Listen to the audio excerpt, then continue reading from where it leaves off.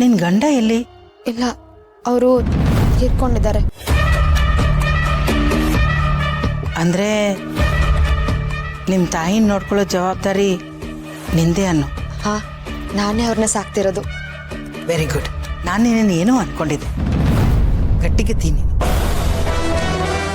ಎಲ್ಲಾನು ನಿನ್ನ ಹೆಗಲ ಮೇಲೆ ಹೊತ್ಕೊಂಡಿದ್ಯಾ. ಏನ್ ಮಾಡೋದು ಮೇಡಮ್, ಬೇರೆ ದಾರಿ ಇಲ್ವಲ್ಲ. ಜವಾಬ್ದಾರಿ ಅಂತ ತಗೊಂಡ್ಮೇಲೆ ಮಾಡ್ಲೇಬೇಕಲ್ವಾ. ಸರಿ, ನೀನು ಹೋಗು. ಸರಿ ಮೇಡಮ್.